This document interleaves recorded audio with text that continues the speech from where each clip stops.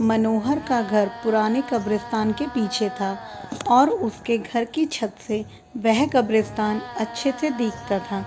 वह रोज़ उस कब्रिस्तान को पार करके ही अपने काम पर जाता था। मनोहर के 2 बच्चे थे और दोनों बच्चे बड़े ही शैतान थे। बड़े बेटे का नाम रॉकी और छोटे का नाम विक्की था। एक बार गर्मी की छुट्टियों में रॉकी और विक्की की बहन सोनिया भी आई हुई थी। तीनों मिलकर रात के 12 बजे एक रूम में ट्रूथ और डेयर खेल रहे थे। रॉकी सोनिया से पूछता है कि तुम ट्रूथ लोगी या डेयर। सोनिया डेयर लेती है और पूछती है कि तुम लोग कुछ खतरनाक करने के लिए तो नहीं कहोगे ना।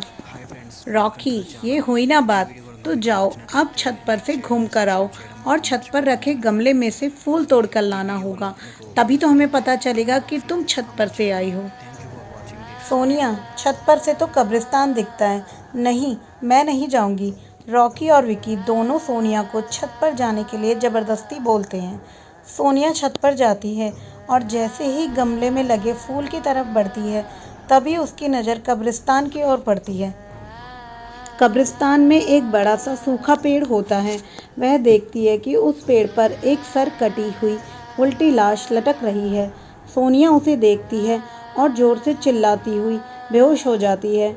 फिर जब सोनिया बहुत देर तक छत पर से नहीं लौटती है तो रॉकी और विकी दोनों डर जाते हैं और वह छत पर जाकर के देखते हैं तो पाते हैं कि सोनिया बेहोश पड़ी हुई है।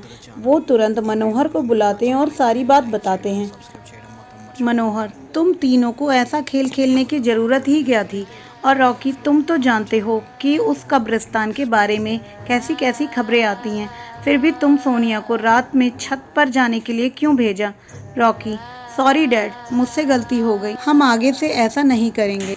मनोहर, और फिर कभी दोबारा ऐसा काम किया तो तुम दोनों को उसी कब्रिस्तान में छोड़ आऊँगा। अच्छा सोनिया बेटी, ये बताओ तुमने वहाँ ऐसा क्या देख लिया कि तुम बेहोश हो गई? सोनिया सहमी हुई हालत में मनोहर को सारी बात बताती है कि उसने क्या देखा। मनोहर ने उस कब्रिस्तान के बारे में ऐसी खबरें पहले भी सुनी हुई थी, इसलिए वह सोनिया को डांटता नहीं है और बच्चों को संभल कर रहने की सलाह देता है। एक दिन मनोहर को काम से छुट्टी मिलने में देर हो जाती है और उस दिन उसे ऑटो भी नहीं मिलता है। वह पैदल ही घर की ओर चल पड़ता है। इधर विकी और रॉकी दोनों आपस में बात करते हैं। रॉकी, विकी, तुम्हें क्या लगता है सोनिया ने जो कहा वो सच है? मुझे तो लगता है कि वह तो सिर्फ बातें बना रही है, वो उसका भ्रम होगा। विकी, अरे नहीं भाई, तुमने उसकी हालत देखी नहीं, एक भी दिन और यहाँ रुकने को तैयार नहीं हुई। मुझे तो लगता है कि उसने सच में सब कुछ देखा होगा। रॉकी, चलो हम कब्रिस्तान में जाकर खुद ही देख लेते हैं। विक्की, अरे भाई, तुम पागल तो नहीं हो गए हो? मुझे अपनी जान बहुत प्यारी है, मैं कहीं नहीं जाऊंगा और तुम भी मत जाओ। विक्की के मना करने के बावजूद रॉकी नहीं मानता है और वह अकेले ही कब्रिस्तान की ओर चल देता है। कब्रिस्तान का दरवाज़ा खोलता है और अंदर चला जाता है। वह उस पेड़ की ओर भी देखता है जिस पर सोनिया को सर कटी हुई उल्टी लाश दिखी थी। रॉकी खड़े होकर उस पेड़ की ओर देखता है, तभी एक अदृश्य हाथ उसके पैरों को पकड़ लेता है। रॉकी डर जाता है और ज़ोरों से चिल्लाने लगता है, बचाओ बचाओ, छोड़ दो मुझसे गलती हो गई, मैं फिर कभी यहाँ दोबारा नहीं आऊँगा। दूसरे कोने पर एक कब्र होती है जो कि खुली हुई होती है, उसके ऊपर खून लगा हुआ होता है। वह अदृश्य हाथ रॉकी को खींचकर लाते हैं और उस कब्र में ढकेलने की कोशिश करने लगते हैं। रॉकी चिल्लाता है, छोड़ दो, मुझसे गलती हो गई, मैं फिर यहाँ कभी नहीं आऊँगा, मुझे मत मारो, मुझे जाने दो। मनोहर काम से पैदल घर पहुँचने वाला ही होता है। जैसे ही वह वहाँ कब्रिस्तान से गुजरता है, उसे रॉकी की आवाज़ सुनाई देती है। मनोहर, ये क्या? ये तो रॉकी की आवाज़ लगती है, ये तो कब्रिस्तान से आ रही है, मुझे जाकर देखना चाहिए। मनोहर कब्रिस्तान में चारों ओर देखता है, लेकिन रॉकी कहीं नहीं दिखाई देता है। वह घर लौटकर आ जाता है और विक्की से पूछता है कि रॉकी कहाँ है। विक्की, पापा मेरे बार बार मना करने के बावजूद भी रॉकी कब्रिस्तान में चला गया। वो जानना चाहता था कि सोनिया जो कह रही थी वह सच है या नहीं।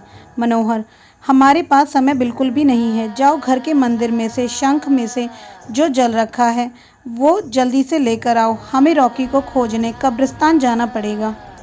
विक्की वो जल लेकर आता है। मनोहर और विक्की कब्रिस्तान में जाने लगते हैं। मनोहर जल छिड़कता है और फिर उसे किसी के घसीटने का निशान दिखाई देता है। वह समझ जाता है कि फिर उस निशान का पीछा करते हुए उस कब्रिस्तान तक पहुंच जाता है। मनोहर कब्र के आसपास वो जल छिड़कता है। कब्र से अजीब अजीब सी आवाज़ें आने लगती हैं। विकी बहुत डर जाता है।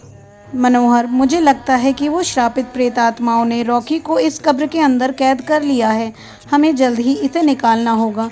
तुम ये पवित्र जल आसपास छिड़कते रहो। इससे हमें वो प्रेत आत्माएं कोई नुकसान नहीं पहुंचा पाएंगी। मैं कब्र को खोलने की कोशिश करता हूँ। मनोहर उस कब्र को खोलने की बहुत कोशिश करता है। अंत में वह कब्र खुल जाती है और उसके अंदर रॉकी लथपथ बेहोश पड़ा होता है। मनोहर रॉकी को लेकर हॉस्पिटल जाता है। उसकी हालत बहुत ही गंभीर होती है। उस दिन के बाद मनोहर उस घर को छोड़कर शहर के एक दूसरे घर में अपने पूरे परिवार के साथ रहने के लिए चला जाता है।